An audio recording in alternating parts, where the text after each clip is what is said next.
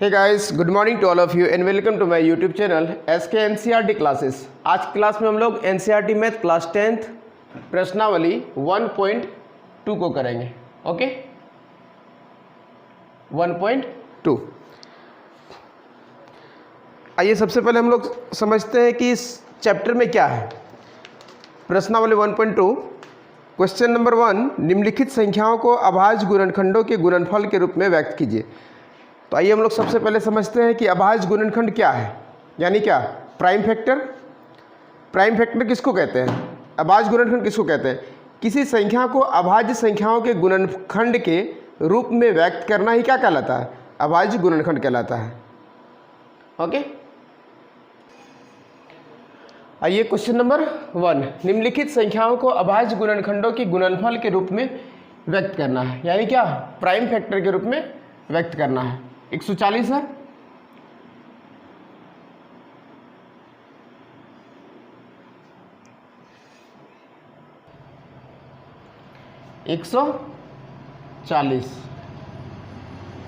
तो अभाज्य गुणनखंड करना है इसका, कितना से कटेगा? 2 से 2 सत्ते 14, 40, फिर 35 बार में, फिर 5 से 5 सत्ते 35, यानी क्या 2 इंटू 5 इंटू 7, यानी 2 पर पावर 2 इंटू 5 इंटू 7, ये हो गया आंसर। ओके, आइए अगला क्वेश्चन देखते हैं। इसी में है 156। आइए इसको भी तोड़ते हैं। अभाज्य गुणनखंड के रूप में 156 है। 2 से 2 सत्ते 14, 2 आठे 16, फिर 2 से 2 तिया 6, 2 नम 18, फिर 3 से 13 तिया 39। इसको लिख सकते हैं बराबर 2 इंटू 3 इंटू 13, 13। ओके, 2 पर power 2 into 3 into 13, that's answer. Okay, आइए अगला 3825, यानी कि 3825।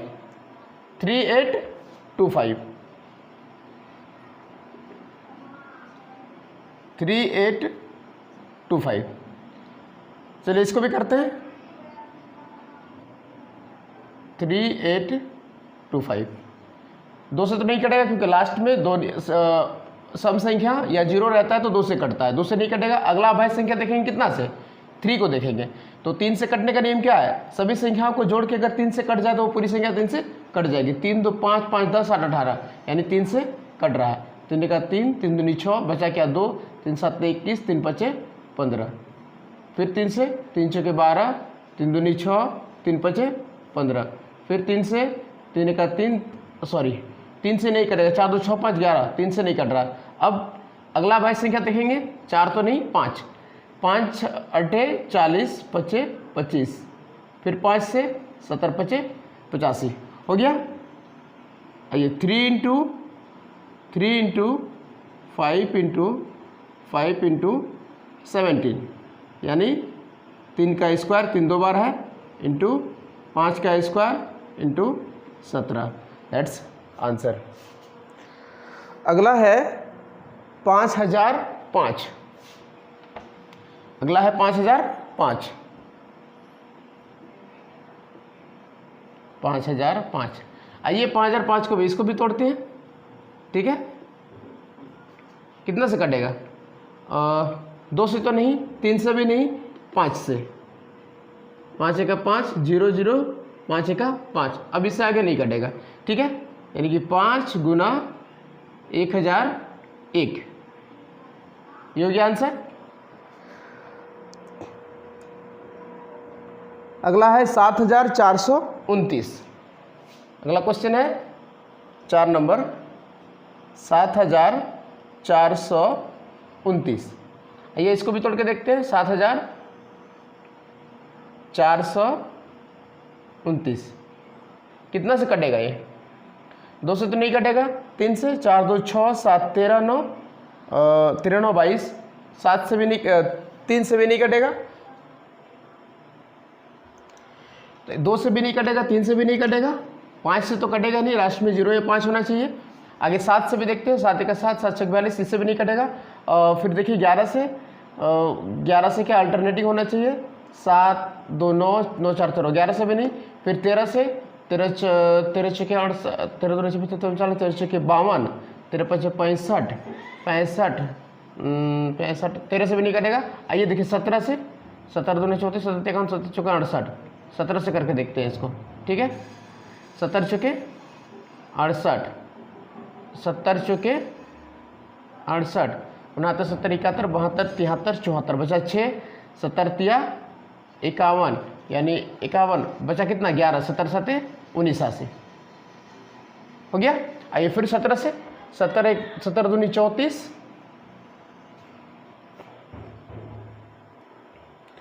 फिर देखिए 19 से, 19 दूनी 38, 38 2 40, तो 5 19 तिया 57, यानी क्या हो गया 17 इंटू 19 इंटू 23, दैट्स आंसर। आइए अगला क्वेश्चन, क्वेश्चन नंबर 2। HCF एवं LCM ज्ञात कीजिए तथा इसकी जांच कीजिए कि दो संख्याओं का गुणनफल LCM इंटू HCF होता है। ओके, तो आइए हम लोग सबसे पहले समझते हैं कि HCF क्या है, LCM क्या है, इसको किस तरीके से निकालते हैं। ओके, तो सबसे पहले समझते हैं HCF, ठीक है। तो संख्याओं में जो भी संख्या दी रहती है, संख्याओं में प्रत्येक उभयनिष्ठ अभाज्य गुणनखंड की सबसे छोटी घात का गुणनफल HCF कहलाता है। ओके, और LCM क्या है, संख्याओं में संबंध प्रत्येक अभाज्य गुणनखंड की सबसे बड़ी घात का गुणनफल जो है LCM कहलाता है। तो आइए हम लोग एग्जाम्पल से समझते हैं कि HCF और LCM। HCF 6 और 20 का हम लोग एग्जाम्पल लेते हैं और इसका HCF निकालते हैं। ओके, तो 6 बराबर होगा, 6 को अगर प्राइम फैक्टर में तोड़ेंगे तो तिया 6, यानी 2 इंटू 3। 20 को तोड़िए, 2 ढंग 20, 2 पंचे 10, यानी 2 टू दी पावर 2 इंटू 5। तो HCF क्या हो जाएगा इसका, HCF बराबर हो जाएगा 2 पर पावर 1 यानी 2, आंसर। ओके, मैंने पहले ही बताया आपको कि संख्याओं में प्रत्येक उभयनिष्ठ अभाज्य गुणनखंड की सबसे छोटी घात, प्रत्येक क्या है अभाज्य गुणनखंड, यानी क्या कॉमन प्राइम फैक्टर जो होता है उसकी सबसे जो लोएस्ट जो पावर होता है, यानी सबसे कम पावर होता है, यानी सबसे कम घात जो होता है, वही उसका क्या कहलाता है, HCF कहलाता है। और LCM क्या है, आइए हम लोग इसी एग्जांपल का LCM निकाल के बताते हैं। 6 और 20, 6 का क्या होता है, 6 बराबर होगा 2 इंटू 3 और 20 बराबर होगा 2 पर पावर 2 इंटू 5। अब देखिए LCM बराबर क्या होगा, LCM मैंने बताया कि संख्याओं में संबद्ध प्रत्येक अभाज्य गुणनखंड की सबसे बड़ी घात का गुणनफल LCM कहलाता है, यानी सबसे बड़ी घात का गुणनफल। जब देखिए 2 है, 2 पर पावर कुछ नहीं तो 1 है, यानी 2 पर पावर 2 है, तो सबसे बड़ी घात क्या हो गया, प्रत्येक संख्याओं का सबसे बड़ी घात का गुणनफल क्या कहलाता है, LCM कहलाता है। तो 2 पर पावर 2 इंटू बचा क्या, 3 पर पावर कुछ नहीं तो 1 इंटू 5 पर पावर 1, यानी क्या हो गया 2 दूनी 4 इंटू 3 इंटू 5, 4 तिया 12 पंचे 60, ये हो गया LCM। ओके, तो HCF और LCM आपने समझ लिया। चलिए हम लोग क्वेश्चन नंबर 2 को देखते हैं कि HCF एवं LCM ज्ञात कीजिए तथा इसकी जांच कीजिए कि दो संख्याओं का गुणनफल LCM इंटू HCF के बराबर होता है। क्वेश्चन नंबर 1, 2 का 1 26 और 91 का HCF और LCM पहले ज्ञात करेंगे, उसके बाद फिर उसकी जांच करेंगे। ओके, आइए सबसे पहले इसको तोड़िए प्राइम फैक्टर में। 26 बराबर क्या होगा 2 इंटू 13, यानी 2 गुना 13, फिर 91 बराबर होगा 7 इंटू 13। ओके, तो HCF बराबर क्या हो जाएगा? मैंने बताया था पहले ही कि सबसे छोटी घात जो होगा, जो कॉमन प्राइम फैक्टर है, वो सबसे छोटी घात वाली जो कॉमन प्राइम फैक्टर है वो उसका क्या कहलाएगा? HCF कहलाएगा। तो देखिए इसमें कॉमन क्या है? 13। और कुछ है?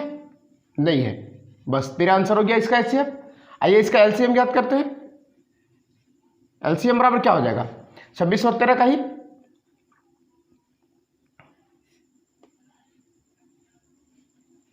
26 को तोड़िए, 2 इंटू 13, 91 को तोड़ेंगे तो बार बार तोड़ने की जरूरत नहीं है। ओके, पहले तोड़ चुके थे। LCM बराबर क्या हो जाएगा? अब देखिए इसमें क्या है? सबसे बड़ी घात, यानी पहले मिला क्या? 13 इंटू, यानी प्रत्येक संख्या का सबसे बड़ी घात जो होता है वो क्या कहलाता है? LCM कहलाता है। यानी कि प्रत्येक संख्या का सबसे बड़ी जो कॉमन प्राइम फैक्टर होगा, सबसे बड़ी घात वाली जो सबसे बड़ी घात यानी सबसे बड़ी पावर वाली जो कॉमन प्राइम फैक्टर होगा उसका गुणनफल कराएगा LCM। तो 13, अब जो यानी कि जो कॉमन है इसको भी लिखेंगे और जो बच गया रेस्ट उसको भी लिखेंगे। ये हो जाएगा LCM। क्या बचा? 2 इंटू 7, यानी 13 दूनी 26, 26 को 7 से मल्टीप्लाई कीजिए, यानी 182। आइए इसकी हम लोग जांच करते हैं कि दो संख्याओं का गुणनफल LCM इंटू HCF होता है। तो जांच, यानी कि पहली संख्या गुना दूसरी संख्या बराबर होनी चाहिए LCM इंटू HCF। ओके, पहली संख्या कितनी थी? 26 है, दूसरी संख्या 91 है, बराबर LCM 13 इंटू 182। आइए इसको गुना करते हैं। इन दोनों को गुना करेंगे तो आएगा 2366, यानी कि 2366। और ये भी आएगा 13 गुना 182, 2366। यानी क्या? ये जांच क्या है? सत्यापित।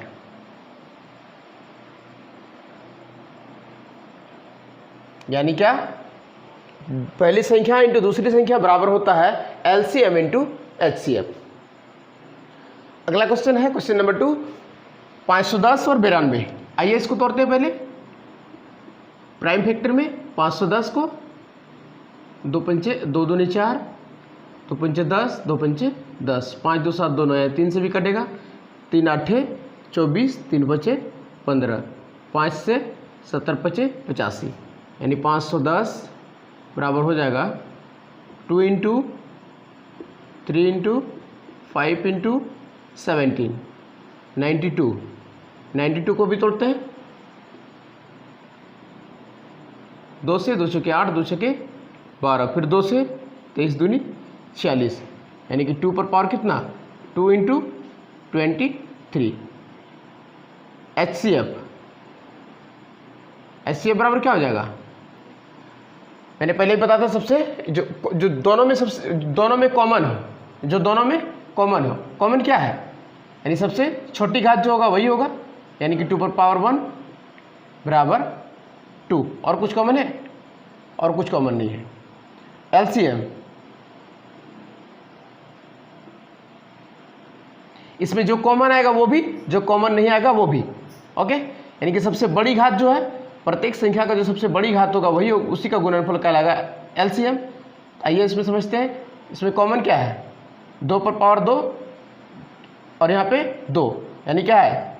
जो आए 2 पर पावर 2, यानी 2 का सबसे बड़ी घात गुना 3, क्योंकि इसमें जो कॉमन आएगा वो भी, जो कॉमन नहीं आएगा वो भी, इंटू 5 इंटू 17 इंटू 23। अब सबको मल्टीप्लाई कीजिए, सबको मल्टीप्लाई करेंगे तो कितना आएगा? आएगा 23,460। आइए इसका भी हम लोग जांच करते हैं। पहली संख्या इंटू दूसरी संख्या बराबर एलसीएम इंटू एचसीएफ। पहली संख्या कितनी है 510, 510 गुना 92 बराबर एचसीएफ 2 गुना 23,460।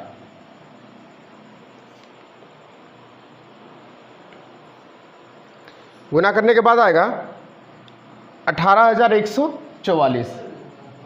इस साइड गुना करेंगे 18,144 और इसके भी गुना करेंगे तो सॉरी एक सेकेंड 46,920। इधर भी आएगा 46,920 आंसर। ओके, आइए अगला क्वेश्चन, क्वेश्चन नंबर 3, 336 और 54। आइए सबसे पहले और 336 का भी फैक्टराइजेशन करते हैं। 2 एका 2, 2 छके 12, 2 अठे 16, फिर 2 अठे 16, 2 छके 8, 2 छके 8, 2 दूनी 4, फिर 2 से काटेंगे 21 बार में, फिर 3 से 3 7 21, यानी 336 का लिखिए। 2 पर पावर कितना हो गया 1 2 3 4, यानी कि 2 पर पावर 4 गुना 3 गुना 7, 54 को भी तोड़िए। 2 से करेंगे तो 27 बार में कटेगा, फिर 3 9 में 27, 3 तिया 9, यानी क्या आ गया 2 गुना 3 पर पावर 3, यानी 3 पर घात 3। आइए इसका एचसीएफ कितना हो जाएगा, जो कॉमन हो, जो दोनों में कॉमन हो, तो क्या सबसे लोएस्ट जो पावर होता है वही उसका कॉमन होता है। 2 पर पावर 4 है, 2 पर पावर 1 है, तो यहाँ कॉमन क्या हो जाएगा 2 पर पावर 1, यानी 2 गुना 3 पर पावर 3 है, 3 पर पावर कुछ नहीं है तो 1 है, तो यहाँ हो जाएगा 3 इंटू और कुछ है कॉमन नहीं है, 2 तिया 6।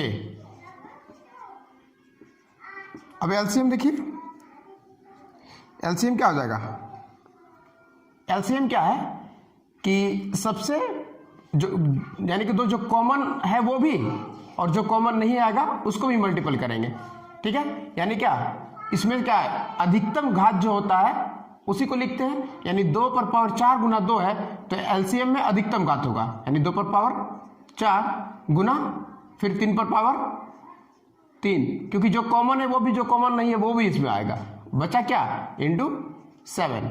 ओके, अब इसको मल्टीप्लाई करेंगे तो आएगा 3024। 3024। अब इसकी जांच करनी है तो हम जानते हैं कि जांच क्या है, पहली संख्या गुना दूसरी संख्या बराबर होता है एलसीएम इंटू एचसीएफ। आइए पहली संख्या कितना है 336 गुना दूसरी संख्या 54 बराबर एलसीएम कितना आ गया 3024 गुना एचसीएफ 6। दोनों को गुना करेंगे आएगा 18,144। 18,144 इस साइड में आएगा 18,144। That's answer. आइए अगला क्वेश्चन, क्वेश्चन नंबर 3 क्या है, अभाज्य गुणनखंडन विधि द्वारा निम्नलिखित पूर्णांकों के एचसीएफ और एलसीएम ज्ञात कीजिए। यानी क्या है कॉमन यानी प्राइम फैक्टराइजेशन मेथड द्वारा इसका एचसीएफ और एलसीएम निकालना है। आइए हम लोग देखते हैं क्वेश्चन नंबर 3 का 1। 12, 15 और 21 का निकालना है हमको एचसीएफ और एलसीएम दोनों, ठीक है। तो आइए फैक्टराइजेशन मेथड द्वारा करना है, तो 12 को तोड़ते हैं। 12 को तोड़ेंगे क्या होगा 12 को तोड़ेंगे तो 2 3 6 2 नहीं 12 यानी 2 पर पावर 2 हो जाएगा इंटू 3।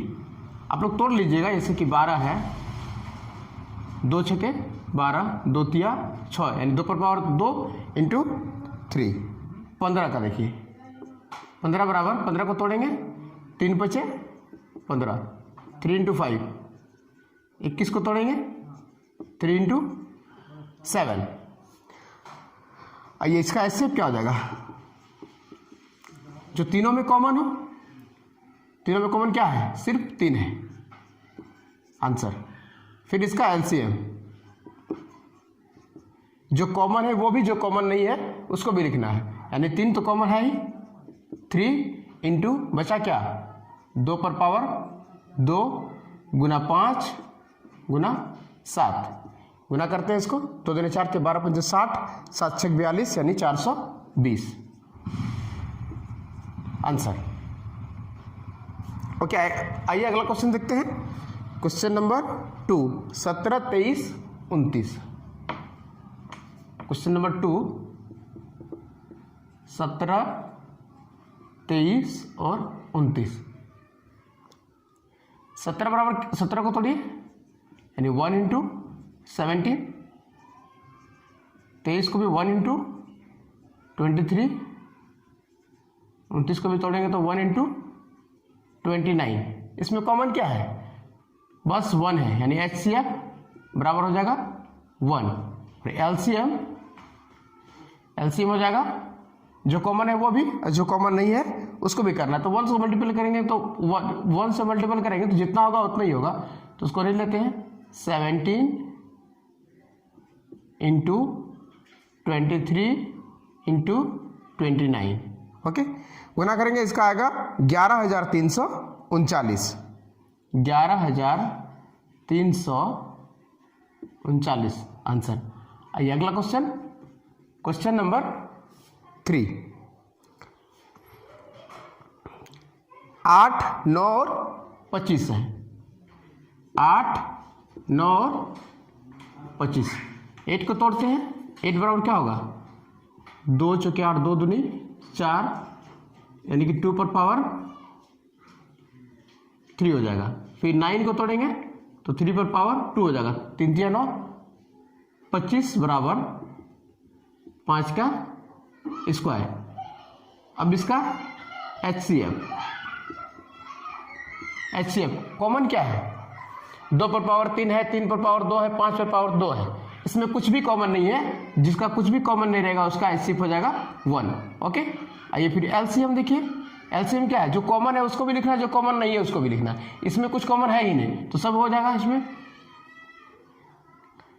2 पर पावर 3 इंटू 3 का स्क्वायर इंटू 5 का स्क्वायर। गुना करेंगे, मल्टीपल करने के बाद आएगा ये क्या है 8 इंटू 9 इंटू 25 बराबर, गुना करेंगे तो ये आ जाएगा 1800। That's answer. ओके, आइए देखते हैं अगला क्वेश्चन, क्वेश्चन नंबर 4। एचसीएफ 657 बराबर 9 दिया है, यानी इन दोनों का एचसीएफ 9 दिया है, तो एलसीएम इन दोनों का ज्ञात करना है। ठीक है, कोई दो संख्या है जिसका एचसीएफ दिया हुआ है, एलसीएम ज्ञात करना है। हम लोग जानते हैं कि दो संख्याओं का गुणनफल बराबर होता है एचसीएफ इंटू एलसीएम, यानी पहली संख्या गुना दूसरी संख्या बराबर होता है एचसीएफ इंटू एलसीएम। चलिए, पहली संख्या इंटू दूसरी संख्या बराबर एचसीएफ इंटू एलसीएम, यानी क्या है दो संख्या गुणनफल बराबर मौसो गुना लसो, यानी कि महत्तम समापवर्तक गुना लघुत्तम समापवर्तक। शॉर्ट फॉर्म यह है एचसीएफ एलसीएम। पहली संख्या गुना दूसरी संख्या, पहली संख्या कितना है 306 है गुना 657 बराबर होना चाहिए एचसीएफ इंटू एलसीएम। एचसीएफ कितना दिया हुआ है 9 इंटू एलसीएम नहीं पता है। ठीक है, ये 9 इधर आएगा क्या हो जाएगा भाग हो जाएगा ना, क्योंकि इस साइड मल्टीपल है, इस साइड आएगा तो भाग हो जाएगा, यानी 306 गुना 600 57/9 बराबर क्या बचेगा, एलसीएम, यानी क्या एलसीएम बराबर हो जाएगा 9 से कटेगा क्योंकि 6 3 9 दोनों को जोड़ते 9 आ जाता है, यानी 9 से ये कटेगा। 9 2 18, 9 3 27, 9 3 27, बचा कितना 3, 9 चौके 36, यानी एलसीएम बराबर हो जाएगा 34 गुना 657, 34 गुना 657। ओके, इसको गुना करते हैं, गुना करने के बाद आएगा 22,338, 22,338। That's answer. ओके, आइए अगला क्वेश्चन, क्वेश्चन नंबर 5 की जांच कीजिए कि क्या किसी प्राकृत संख्या n के लिए संख्या 6 टू द पावर n अंक 0 पर समाप्त हो सकती है। आपको बताना है कि क्या 6 पर पावर n जो है वो 0 पर कभी समाप्त हो सकती, 0 पर समाप्त होगी या नहीं। 6 पर पावर n अगर होता है तो 0 पर यह समाप्त होगी। तो हम जानते हैं कि 0 उत्पन्न करने के लिए 2 अंक की गुना की जरूरत पड़ती है, यानी 2 और 5 बराबर 10, यानी क्या 2 इंटू 5 पर पावर कुछ भी होगा तो वो क्या होगा 0 पर समाप्त होगा, यानी 10 पर पावर क्या हो जाएगा 10 पर पावर n।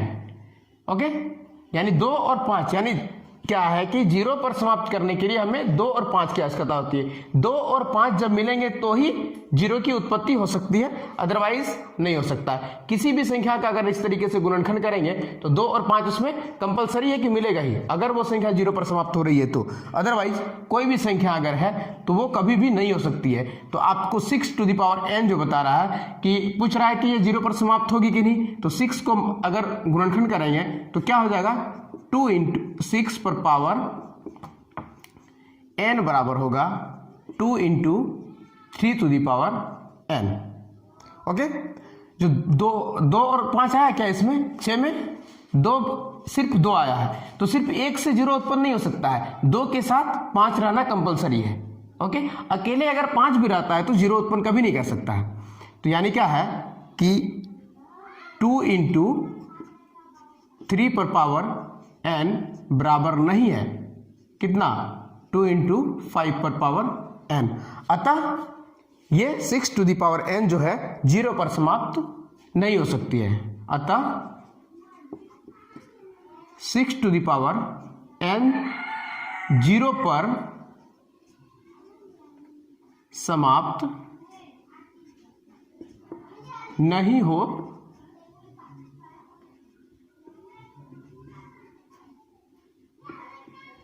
सकती है। Okay, that's answer. आइए अगला question, question number 6। Question number 6 क्या कह रहा है कि व्याख्या कीजिए कि 7 इंटू 11 इंटू 13 प्लस 13 और 7 into 6 into 5 into 4 into 3 into 2 into 1 plus 5 भाज्य संख्या क्यों है।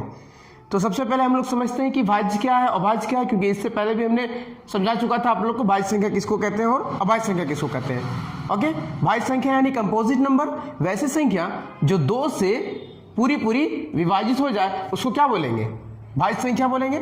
और अभाज्य संख्या क्या है कि वैसी संख्या जो एक और स्वयं को छोड़कर किसी से भाग ना लगे उसको बोलेंगे अभाज्य संख्या, यानी प्राइम नंबर। ओके, समझ गए आप लोग। चलिए देखते हैं कि ये भाज्य संख्या क्यों है। 7 इंटू 11 इंटू 13 प्लस 13, और ये भाज्य संख्या क्यों है, पहले इसको देखते हैं। इसमें कॉमन क्या है, ये एक अलग है, ये एक अलग है। ओके, अब इन दोनों में से कॉमन क्या हो जाएगा 13, इसमें क्या बचा 7 इंटू 11, 13 तो कॉमन आ ही गया था, इंटू 1 हम लोग लिख सकते हैं, बट 1 से क्या फायदा है, प्लस 1 हो जाएगा क्योंकि 13 कॉमन लिए प्लस 1। ठीक है, यानी 13 इंटू 11 सते 77 प्लस 1, यानी 13 इंटू 78। मल्टीपल करेंगे ये आएगा 1014। ठीक है, अब देखिए ये 1014 क्या ये भाज्य संख्या है या अभाज्य संख्या है? तो सबसे पहले इसको समझते हैं किससे किससे कटेगा। ये संख्या 2 से भी कटेगा, क्योंकि लास्ट में क्या है, जिसकी अंतिम संख्या, किसी भी संख्या का अंतिम अंक अगर 0 हो या सम संख्या हो, वो संख्या 2 से विभाजित हो जाएगी। 1 से तो ऑलरेडी होगा ही, 2 से भी हो गया, 4 1 5 1 6, 3 से भी होगा, यानी क्या सभी संख्याओं का योग अगर 3 से विभाजित है तो पूरी संख्या 3 से विभाजित होगी। 4 1 5 1 6, 3 से कट रहा है, यानी 1014 भी 3 से कट जाएगी। ओके, यानी 2 और 3 से कट गया, इसका मतलब क्या है 6 से भी कट जाएगा। ये 1014 से तो कटेगा ही, और भी संख्या से कट सकता है, बट हम लोग इतना जानते हैं कितना से कटेगा ही। ठीक है, अतः ये क्या है, अतः यह संख्या भाज्य है, भाज्य है आंसर। ओके, आइए अगला क्वेश्चन देखते हैं। इसी में से है 7 × 6 × 5 4 3 2 1 + 5, ये भाज्य है कि नहीं।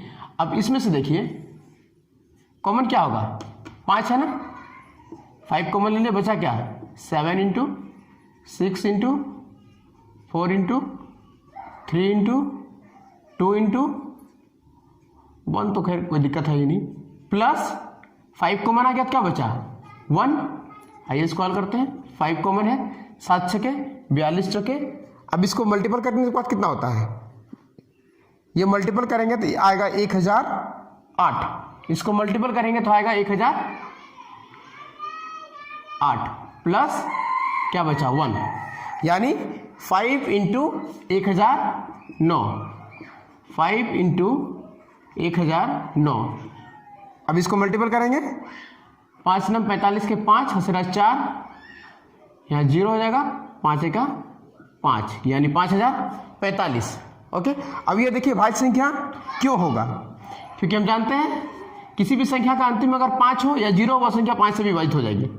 ओके, यानी ये संख्या क्या है, 5 से 1 से तो कटेगा ही, और 5045 से भी, और भी कट सकता है, बट उसका देखने की जरूरत तो है नहीं, बस हमको जानना है कि भाज्य संख्या है कि नहीं है। यानी एक और स्वयं को छोड़कर किसी अन्य संख्या से अगर भाग लगता है तो वो क्या है, भाज्य है। यानी क्या है, देखिए ये संख्या 1 से तो लगेगा ही, 5 से भी लग रहा है, 5045 से भी लग रहा है, अतः यह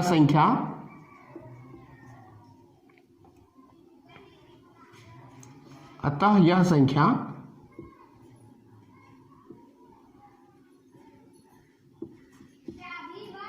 भाज्य है आंसर। ओके, चलिए हम लोग चलते हैं अगला question, question number 7। Question number 7 क्या है कि थोड़ा सा लॉन्ग है, इस क्वेश्चन को हम लोग लिखेंगे नहीं। आइए हम लोग इस क्वेश्चन को बुक से समझते हैं, फिर इसको बनाते हैं। ओके, क्वेश्चन पढ़ते हैं हम लोग। किसी खेल के मैदान के चारों ओर एक वृत्ताकार पथ है, किसी खेल के मैदान के चारों ओर एक वृत्ताकार पथ है। ठीक है, इस मैदान का एक चक्कर लगाने में सोनिया को 18 मिनट लगते हैं, जबकि इसी मैदान का एक चक्कर लगाने में रवि को 12 मिनट लगते हैं। मान लीजिए वे दोनों एक ही स्थान और एक ही समय पर चलना प्रारंभ करके एक ही दिशा में चलते हैं, कितने समय बाद वे पुनः प्रारंभिक स्थान पर मिलेंगे। सपोज दैट ये कोई मैदान है, ठीक है,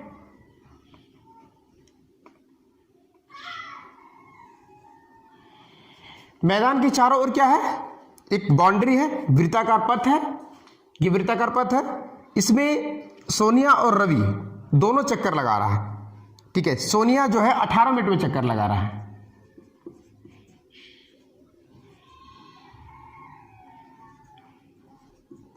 सोनिया एक चक्कर में 18 मिनट लगता है। सोनिया को 1 मिनट तय करने में, अगर यहां से शुरू कर रहे हैं, ठीक है, यानी ये चक्कर लगाने में सोनिया को कितना लगा, 18 मिनट लगा। और इसी की चक्कर अगर रवि लगाता है तो रवि को टाइम लग जाता है 12 मिनट, यानी ये 12 मिनट में एक चक्कर पूरा करता है। तो क्वेश्चन कह रहा है कि कितने समय बाद पुनः वो प्रारंभिक स्थान पर मिलेंगे। दोनों एक ही समय पर स्टार्ट कर रहा है, सोनिया भी और रवि भी। और सोनिया जब ये स्टार्ट करता है तो इसको एक चक्कर लगाने में 18 मिनट लगता है और रवि को 12 मिनट लगता है। यानी क्या, एक ऐसा समय होगा जो कि दोनों समय जो होगा वो टाइम पीरियड जो होगा वो कॉमन होगा और उसी कॉमन टाइम पीरियड पर दोनों एक साथ मिलेंगे। ओके, जैसे कि सोनिया अगर है ये 18 मिनट में एक चक्कर लगाता है, दूसरा चक्कर 36 मिनट में लगाएगा, तीसरा चक्कर 72 मिनट में लगाएगा। ये क्या है, ये सोनिया है। और रवि देखिए, रवि जो है 12 मिनट में एक चक्कर लगाता है, फिर दूसरा 24 मिनट में, तीसरा 36 मिनट में, चौथा 12 चौक 48 मिनट में। देखिए यहाँ पे 36 है, ये 36 है, यानी 36वां मिनट में दोनों फिर एक साथ मिल जाएंगे। ठीक है, हाँ वो अलग बात है ये कि 18 मिनट में ही एक चक्कर ये 18 मिनट में एक चक्कर लगाता है, यानी कि ये 2 चक्कर लगाने में 36 मिनट लगेगा। और रवि जो है 12 मिनट प्रति चक्कर लगा रहा है तो ये 36 मिनट में 3 चक्कर लगाएगा। यानी जब ये 2 चक्कर लगाएगा तब ये 3 चक्कर लगाएगा। लेकिन ये एक समय ऐसा पीरियड होगा, एक ऐसा टाइम पीरियड होगा जिस समय दोनों एक साथ मिल जाएंगे। ओके, तो क्या है कॉमन, मतलब क्या है, दोनों में जो एलसीएम होगा तो हम लोग एलसीएम निकालेंगे कितना का, 18 और 12 का। क्योंकि ये मेथड तो एक समझाने के लिए है, इसको अगर मान लिया कि अगर ज़्यादा वैल्यू रहता है इसका बार बार, यानी कि 2-3 तो रहता है फिर और ज़्यादा रहता, तो उसको निकालने के लिए एक फार्मूला होना चाहिए ना, एक बेस होना चाहिए। तो ये एलसीएम है, तो एलसीएम हम निकालेंगे इसका 18 और 12 का। तो 18 का तोड़ते हैं, क्या हो जाएगा, 18 को तोड़ेंगे तो 2 में 18, फिर 3 तिया 9, यानी 2 × 3 पर पावर 2, फिर 12 बराबर होगा, 12 को तोड़ेंगे 2 छके 12, 2 तिया 6, यानी 2 पर पावर 2 × 3। एलसीएम कितना हो जाएगा, एलसीएम यानी कि सबसे मैक्सिमम जो पावर होता है उसी को लेते हैं, 2 पर पावर 2। क्यों, क्योंकि जो कॉमन होगा उसको भी लेंगे, जो कॉमन नहीं होगा उसको भी लेंगे। तो 3 और 3 पर पावर 2 में कॉमन क्या हो जाएगा, 3 हो जाएगा, लेकिन 3 फिर रह जाएगा, उसको भी लेना है, यानी कि सबसे अधिकतम घात को लेंगे तो वो एलसीएम हो जाएगा 3 पर पावर 2, 2 दूनी 4, 3 तिया 9, 9 चके 36, क्योंकि 2 दूनी 4 हुआ, 3 तिया 9, 9 चके 36, दैट्स आंसर। यानी कि 36 मिनट में ये सोनिया और रवि जो है एक साथ मिलेंगे। ओके, आई होप कि सारा क्वेश्चन आप लोग को अच्छी तरह से समझ में आ गया होगा। मिलते हैं हम लोग नेक्स्ट क्लास में, तब तक के लिए जय हिंद।